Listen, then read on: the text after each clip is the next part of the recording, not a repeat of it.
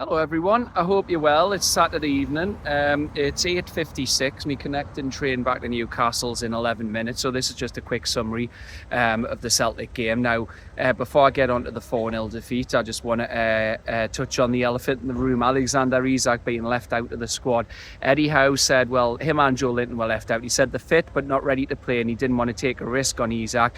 And when he was asked about Isak specifically, he said, I can't give 100% clarity in any player, but he's happy here, likes the staff, likes the players, likes the club, he says, and I'm confident he'll be here at the end of the season. Now, I know when it's in written format rather than when you watch it, I think it's more message to the board, but I will say this, a slight concern I do have is I've never known a player to be left out for speculation before. Now, I know he would have been grilled by the press and everything in terms of his future, but I know Eddie Howe as well likes to be straight with people. Of course, he can't give 100% on players, especially in this industry.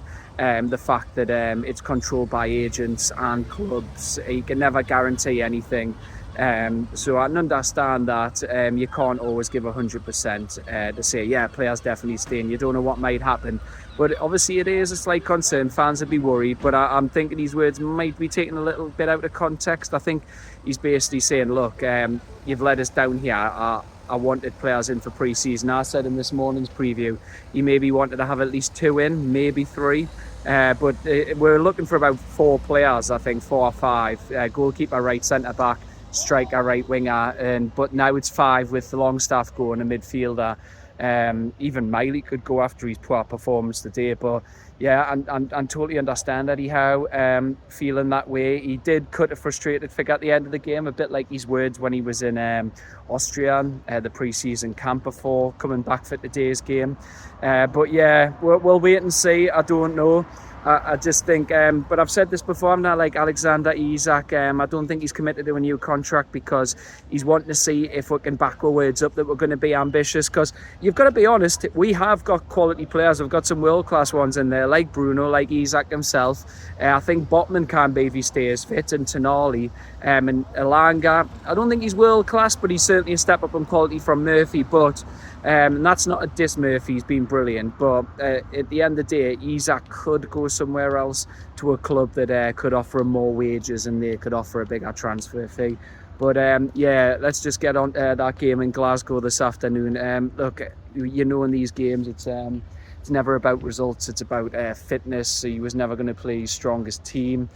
He wanted to obviously experiment. He started with the team, hang on, just checking the time, he trains in 7 minutes, so I'm going to walk over there in a second. But yes, he started with Nick Pope, then it was a back four, Trippier, Shea, Botman and Target, midfield Willock, Bruno and Miley, and then a front 3 of Barnes, Murphy and Asula. Second half, he kept Miley and Asula on. He brought in Dubravka.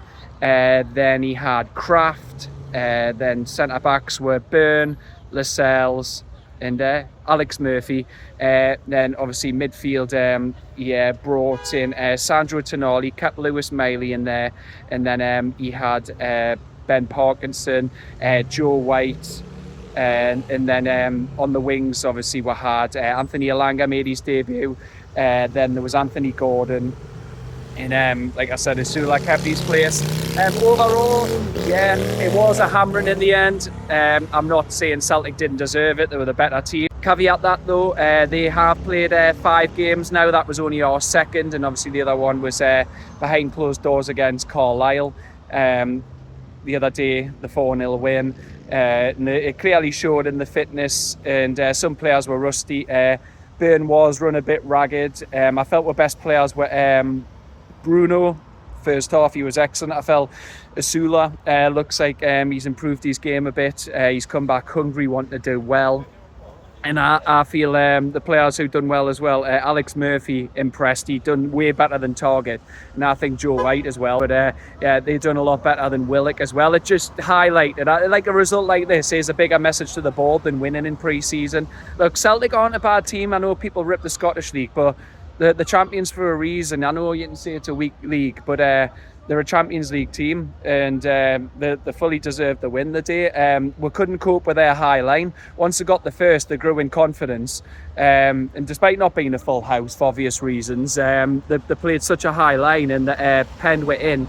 They basically done a Newcastle to Newcastle. They pressed were really high, they wind it back, we were sloppy in possession, and it highlighted the Deadwood who's there. I'm going to walk across my trains in 5 minutes, in terms of Jamal Lascelles, Joe Willock, and then the likes Matt Targett. Even Kraft struggled. Look, I like Kraft. He's always normally dependable. Didn't have a good game the day, but you've got to remember we still need to get minutes in with legs. And Eddie Howe played 2 different teams as well. But yeah, it wasn't good. First goal, I couldn't tell if it was a penalty, but everyone says it was. Willock fouled his man. And then the second goal, it was a shambles from Nick Pope. He came out and just got it all wrong. And I posted at the time, we need a new keeper. I do believe that we do still need a new keeper. Look, we can't be relying on Vlachodimos, Ruddy, Gillespie, and Dubravka could be off, but I reckon he's going to stay until we get a new keeper. And Nick Pope, he's always dependable with his shot stopping, but yeah, he's always got 3 or 4 errors in him where he does a massive cock up like that. So yeah, that was frustrating to see that today. It was just bad all around. And then obviously the third goal, Lascelles came out of defence, but he just he got it all wrong. The count adds, and then the ball across the face to put it in for 3-0. And then the fourth goal, it was a fantastic header right in front of us into the top corner. Then nothing Dubravka could do about the goals. So yeah, it is a rude awakening. I'm going to go in, I've got 4 minutes, and it's not going to get any easier because we're jet off to Singapore and then South Korea. Next, we're playing the likes of who we've got next? Arsenal, then a Korea 11, then Spurs, then Espanyol, Atletico Madrid, and then the season kicks off with obviously Villa, Liverpool, and Leeds. But yeah, I think Howe's just crying out for players. The board need to listen. They can't let him down. He's like I said in my video this morning, he's performing miracles, and he can't keep pulling these miracles out the bag of getting to Champions League and winning a trophy. What he's done, he's maximised his squad, but it needs help. That was glaringly obvious today, and it even rubbed off on other players. Sandro was a little rusty, and even Burns being class, but Burn got turned inside out a few times. Target, I'd be happy if I never seen Target again. He's so bad. But we still need players in those key positions. 3 minutes for the train. I'm going to be quick. But yeah, it's just frustrating.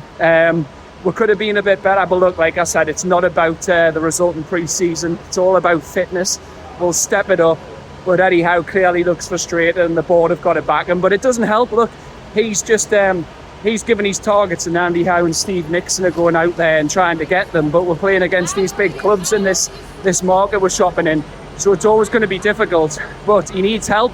He does need help, because the sporting director, we haven't got one, and the hierarchical structure is bad at the minute. But yep, that's just my thoughts. Anyway, I'm going to get on the train before it leaves. Otherwise, I have to wait till after 10. And I am very tired. I've ran on caffeine the day, 5 hours sleep. So thank you very much for watching. Take care, and I'll see you on the next one. Bye-bye.